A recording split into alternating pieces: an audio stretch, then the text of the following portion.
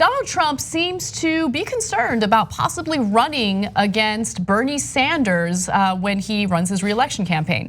Now, we know about this because of a number of different stories that have come out recently, but Ryan Grimm at The Intercept did a great job in kind of taking all those stories and putting them together in one wonderful comprehensive report. So let me give you the details of what we've learned. Trump, according to operatives in his circle, has expanded his re-election worries from his longtime focus on former Vice President Joe Biden to the new twin threat of Sanders and former New York City Mayor Mike Bloomberg, who is running for the nomination, but has committed to spend at least $1 billion of his fortune to defeat Trump, no matter who's nominated. So I could be wrong, but the way that I read that was that Trump doesn't necessarily see Bloomberg as a threat if he ends up running against him, but he sees Bloomberg as a threat in that he's someone who has resources and is committed to helping fund the campaign of whoever is the nominee. Yeah, and really fast on the Bloomberg, I think to some extent he might think, okay, I don't think this guy, like based on personal characteristics, is a threat to me, but he does have unlimited resources, and that clearly does matter. Also, as we're gonna get into later, Bloomberg doesn't seem to care if he looks bad or if he makes himself like he doesn't get embarrassed, which for someone like Trump who wants to be able to attack and have it stick, that's a little bit scary at the very least. Yeah. So, God. And also he's an actual billionaire. He's an actual, so he's personally jealous of him. But when it comes to messaging, I think that Trump is right in being concerned about the difficulty of winning his re-election campaign if he has to go up against Bernie Sanders. So Trump's interest in Bloomberg and his money is described by his advisors as an obsession, to your point, John. But he has also long been concerned about the populism embraced by Sanders as well as Senator Elizabeth Warren, and how that would play out in unpredictable ways in a general election.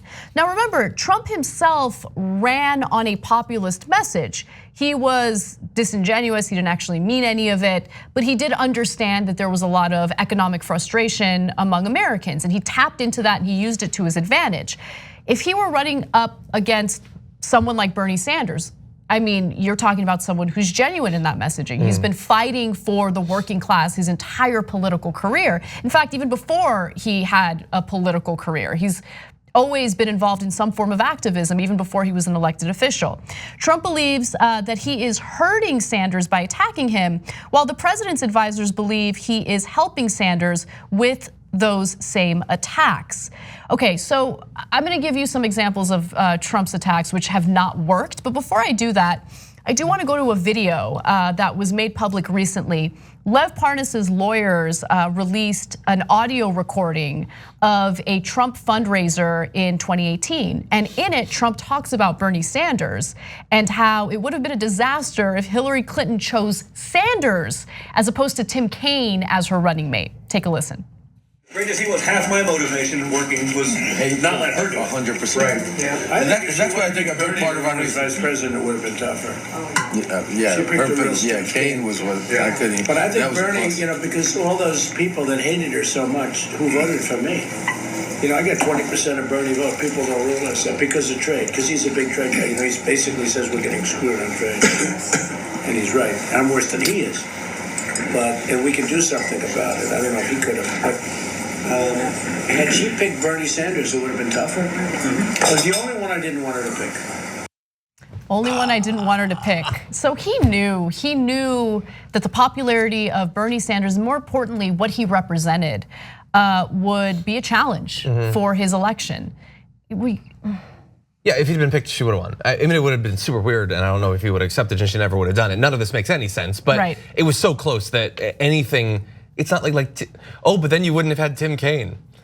But anyway, no, it would have been totally different. He's totally right. That right there, I think, is the most important bit of audio, maybe for the coming 6 months, definitely from the Lev Parnas thing, as scary as some of the other stuff that he said is, because Donald Trump, between now and the end of the Democratic primary, he is gonna put out 30, 60, 100 tweets that are all contradictory about who he supposedly wants to and doesn't want to run against. He's gonna be talking about the individual candidates, and all of it's gonna be lies. It's all gonna be deception. But there, he didn't know that he was being recorded. Exactly. So he was being honest, and he was willing to admit who he was scared of in a group of people that he still wanted to think he was cool and powerful and all that.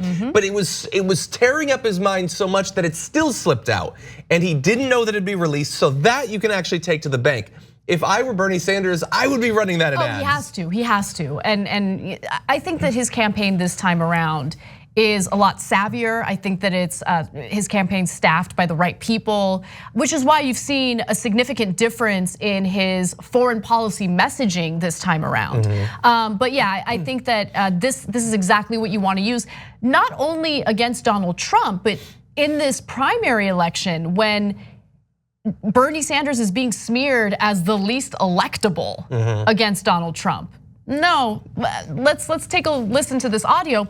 By the way, in the same recording, Trump also talks about how Bernie's right on issues like trade, and that he's like, and he's right too.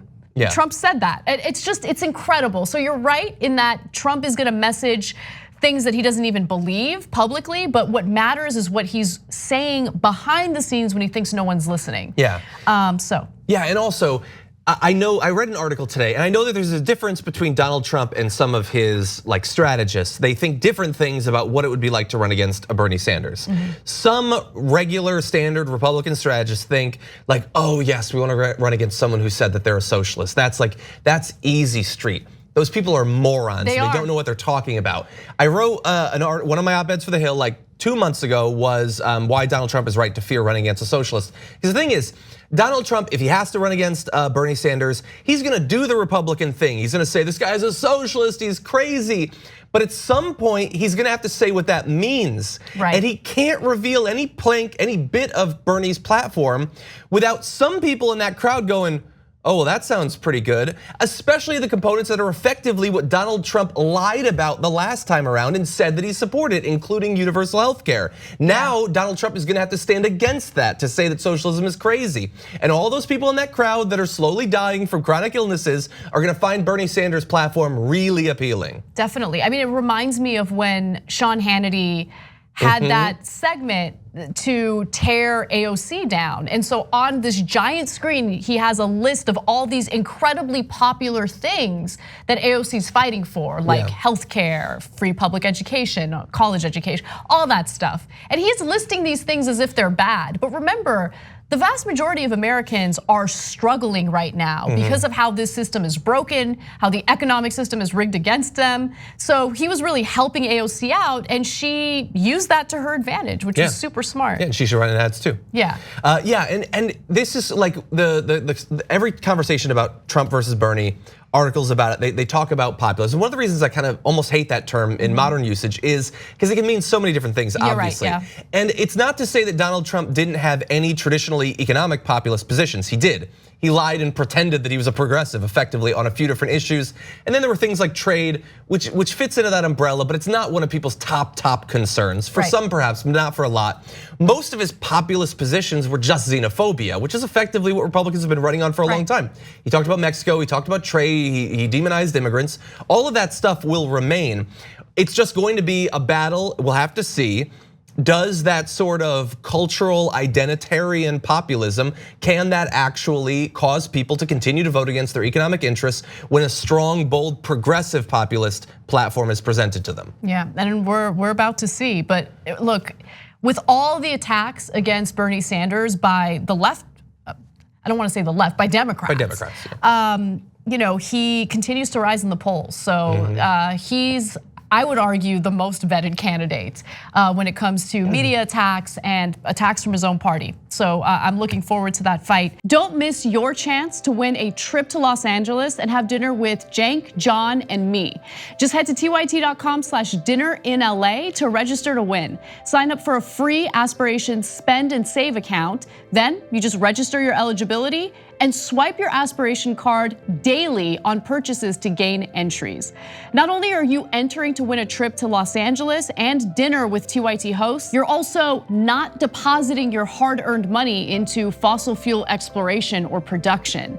As a friendly reminder, even if you already have an Aspiration account, you must still register for eligibility into the sweepstakes.